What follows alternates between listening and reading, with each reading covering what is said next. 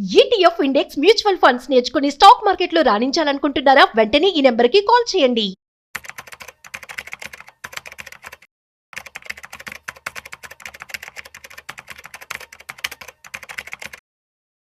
గత మే నెలలో equity mutual funds 22% వరకు రిటర్న్స్ రావడం జరిగింది.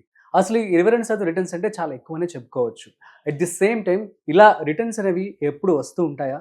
మరి ఇలాంటి టైంలో ఇన్వెస్ట్మెంట్ చేస్తే మంచిదా కాదా? చేయొచ్చా లేదా? అండ్ ప్రతి మంత్ కూడా ఇలా కంటిన్యూ అయ్యే ఛాన్స్ ఉందా లేదా అనే విషయాలు ఇవాళ మనతో చెప్పడానికి ఫైనాన్షియల్ ఎక్స్పర్ట్ సుందర్ రామరెడ్డి గారు మనతో ఉన్నారు. వారి మాటల్లో మరింత సమాచారం అడిగి తెలుసుకుందాం. హాయ్, హలో, నమస్తే, welcome to business buzz with Rajiv Pasupuleti on Suman TV. Hi sir, నమస్తే. నమస్తే. సో చెప్పండి సార్, క్వశ్చన్ విన్నారు కదా. సో మే నెలలో 22% మ్యూచువల్ ఫండ్స్లో రిటర్న్స్ అనేవి రావడం జరిగింది, ఈక్విటీ మ్యూచువల్ ఫండ్స్లో. ఇది ఎప్పుడు సాధ్యం అవుతూ ఉంటుందా? అసలు ఎలా సాధ్యమైంది? ఏదో ఒకటో రెండో మ్యూచువల్ ఫండ్స్ వస్తాయండి, అన్ని కాదు. అప్ టు 20% దాకా రావచ్చు. అది లాస్ట్ మే మంత్ లో ఏంటంటే ఇది తైవాన్ ఈక్విటీ ఫండ్ నిప్పాన్ వాళ్ళది, అది అందులో వచ్చింది అనమాట. మోర్ దెన్ 20 అంతే, అన్ని కాదు, కొన్ని. బట్ గుర్తుపెట్టుకుని లాస్ట్ 3 months లో డిఫెన్స్ ఫండ్స్ అన్ని యావరేజ్ మీద 70% దాకా ఇచ్చింది రిటర్న్స్. దాని అర్థం ఎవరీ 3 months ఒకసారి ఇస్తేనే కాదు. అవును, దాని మీనింగ్ ఏంటంటే పర్టికులర్ థీమాటిక్ ఫండ్స్ అన్ని కూడా పర్టికులర్ సీజన్ లో బాగా మూవ్ అవుతాయి అనమాట. అందుకని ఎప్పుడైనా ఓవరాల్ మార్కెట్ రైజ్ అయినప్పుడు ఆటోమేటిక్ గా కొన్ని థీమ్స్ ఎక్కువ రైజ్ అవుతాయి అనమాట. అట్లా నీకు వస్తుంది అనమాట. బట్ చాలా వరకు మ్యూచువల్ ఫండ్స్ 10% ఇచ్చింది రిటర్న్స్ లాస్ట్ మే మంత్ లో. మార్కెట్ క్విక్ గా రికవరీ అవటం వల్ల, నిఫ్టీ పెరగడం వల్ల అనమాట ఇది. So Nippon India Taiwan equity fund almost 20% దాకా ఇచ్చింది మే మంత్ లో. అండ్ హెచ్డిఎఫ్సి డిఫెన్స్ ఫండ్ అయితే ఆల్మోస్ట్ 1 month లోనే 18% ఇచ్చింది మే మంత్ లో.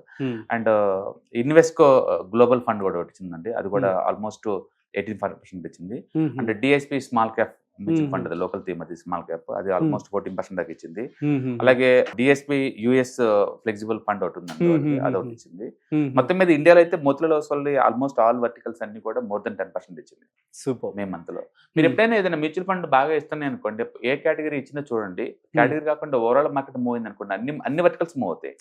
దాని మీనింగ్ ఏంటంటే నిఫ్టీ మూవ్ అయితే బై డిఫాల్ట్ మెజారిటీ వర్టికల్స్ అన్ని మూవ్ అవుతుంటాయి. అయితే కొన్ని సపరేట్ థీమ్స్ అయితే బాగా మూవ్ అవుతాయి.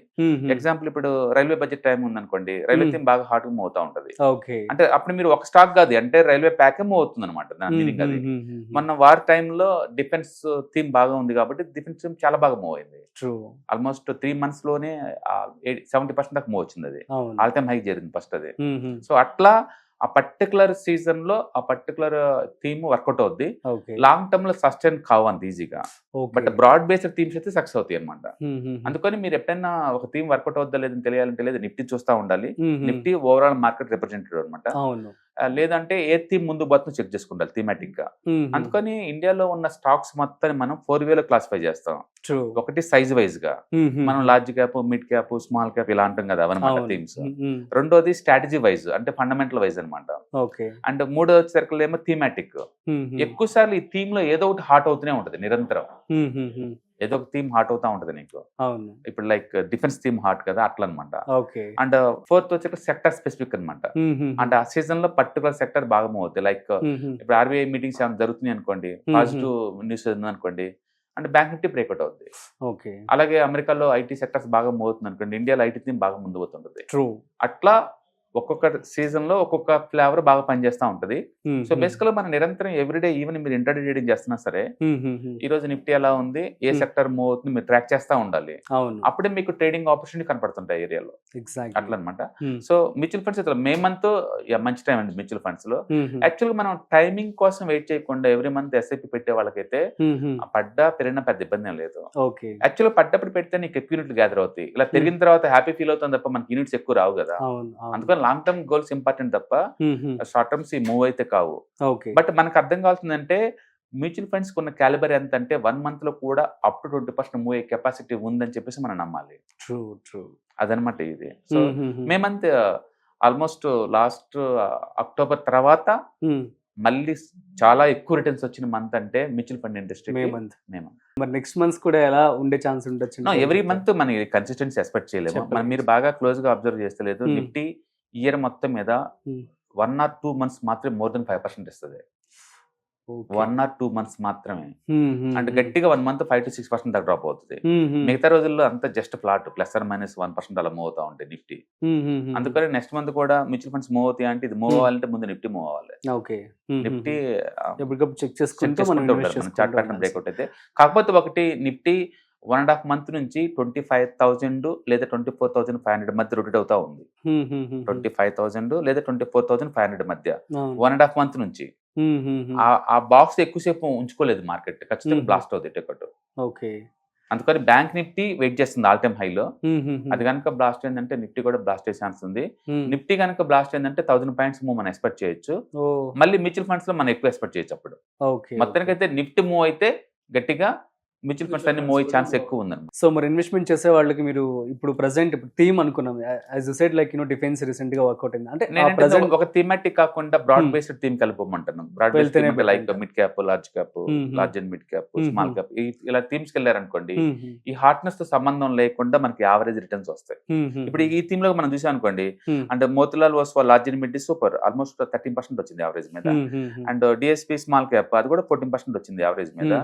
సింగిల్ థీమ్స్ నువ్వు ఐడెంటిఫై చేయలేవు అంత ఈజీగా, బట్ ఈ బ్రాడ్ బేస్ కాబట్టి ఇవి ఈజీ ఐడెంటిఫై చేయడం.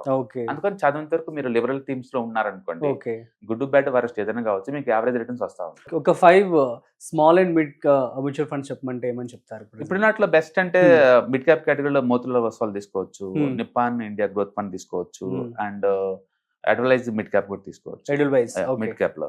అంటే స్మాల్ క్యాప్ లో బంధన్ తీసుకోవచ్చు, ఇన్వెస్కో స్మాల్ క్యాప్ తీసుకోవచ్చు ఈ పాయింట్ ఆఫ్ టైమ్ లో. Even Motilal Oswal small cap కూడా తీసుకోవచ్చు.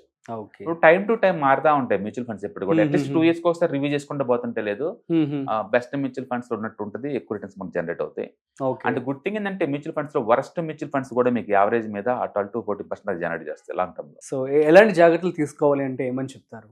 మీరు గోల్ ఓరియంటెడ్ గా ఇన్వెస్ట్మెంట్ చేసుకొని పొమ్మంటాను. ఈ మార్కెట్ లో న్యూసెన్స్ ఎప్పుడు ఉంటుంది, వార్స్ అని అవన్నీ ఇవన్నీ అప్ అండ్ డౌన్స్ అవుతూనే ఉంటాయి, ఇవి ఎప్పుడు ఉండే న్యూసెన్సే. బట్ గోల్ ఓరియంటెడ్ గా మీరు ఎవ్రీ మంత్ కనుక మార్కెట్ లో ఎంతకంత మీ డిస్పోజల్ ఇన్కమ్ కనుక ఇన్వెస్ట్ చేసుకుంటూ పోతుంటే గోల్ రీచ్ అవడం చాలా ఈజీ. ఓకే. యాక్చువల్లీ డిసెంబర్ నుంచి మనం చూసుకున్న సడన్ క్రాష్ అయిపోయింది, ఇప్పుడు మళ్ళీ పికప్ అవుతుంది. యాక్చువల్లీ సడన్ క్రాష్ ఏం కదండి, ఎవ్రీ ఇయర్ యావరేజ్ మీద 10 to 15% compared to 40 years 30 years కంటే కూడా బాగా కామన్. అది ఎవ్రీ ఇయర్ క్రాష్ అవుతా ఉంటుంది 10 to 15%. మేబీ 1 or 2 years లో కొంచెం ఎక్స్ట్రా అవుతా ఉంటుంది, టికెట్ ఒకసారి 60% దాకా అవుతా ఉంటుంది. That is part in to overall market moves అన్నమాట. అది జరుగుద్ది అని ఎవరు అడ్డుకోలేరు. ఓకే. దానికి రీజన్స్ కూడా అవసరం లేదు యాక్చువల్గా. అందుకని నెక్స్ట్ ఇయర్ ఏం జరిగింది అంటే 10 to 15% డ్రాప్ అవుతుంది బలంగా నమ్మాలి మనం. అది కామన్, అది ఇంకా దానికి రీజన్స్ అవసరం లేదు, అది ముందే ఎక్స్పెక్ట్ చేసుకోవాలి. ఎందుకంటే గత 40 years జరుగుతున్న విషయాన్ని మళ్ళీ చెప్పడం కోసానికి ఎలాంటి ప్రెడిక్షన్స్ కి అవసరం లేదు. Super sir, thank you so much. So చాలా మంచి విషయాలు అయితే చెప్పడం జరిగింది. అండ్ గైస్ అర్థమైంది కదా. సో కాబట్టి ప్రస్తుతం మే నెలలో 22% కొన్ని ఫండ్స్ అయితే ఇవ్వడం జరిగింది. సో ఇదే విధంగా ఎల్లప్పుడూ ఉంటుంది అంటే కొంచెం పొరపాటే. కాబట్టి మీరు ముందుగా స్టడీ చేసుకుని జాగ్రత్తగా స్మాల్ మిడ్ క్యాప్ ఏవైతే సార్ చెప్పారో అటువంటి వాటిల్లో మీరు ఇన్వెస్ట్మెంట్ చేసుకుంటే యూస్ఫుల్గా ఉంటుంది. కాకపోతే మీ ఓన్ రీసెర్చ్ కూడా మీరు చేయండి. మీకు కనుక ఏమైనా డౌట్స్ ఉంటే ప్లీజ్ కామెంట్ చేయండి, మేము మీకు రిప్లై ఇస్తాం. Okay. So thank you so much. మరొక ఇంట్రెస్టింగ్ కంటెంట్తో మళ్ళీ కలుద్దాం. అంతవరకు చూస్తూనే ఉండండి Suman TV. Thanks for watching. This is Rajiv signing off. Hi, నేను మీ సుందర రామిరెడ్డి. ఈ వాలటిలిటీ మార్కెట్లో మనీ ఎలా మేక్ చేయాలని ఆలోచిస్తున్నారా? అంటే స్టాక్ మార్కెట్ బాగా బ్లీడ్ అవుతున్న ఈ టైంలో పోర్ట్ఫోలియోస్ అన్ని కూడా బ్లీడ్ అవుతున్నాయా? అంటే ఈ వాలటిలిటీని ఎలా హ్యాండిల్ చేయాలి, లాంగ్ టర్మ్లో మంచి పోర్ట్ఫోలియో ఎలా బిల్డప్ చేయాలో ఆలోచిస్తున్నారా? అలాంటి వాళ్ళ కోసమే ఈ వెబినార్. రాబోయే ETFs, index funds and mutual funds వెబినార్లో పార్టిసిపేట్ చేయండి. మీ నాలెడ్జ్ పెంచుకొని రిస్క్ని మినిమైజ్ చేసుకోండి. స్టాక్ మార్కెట్లో ఉన్న ఇలాంటి వాలటిలిటీని ఎలా హ్యాండిల్ చేయాలో తెలుసుకోండి. Thank you.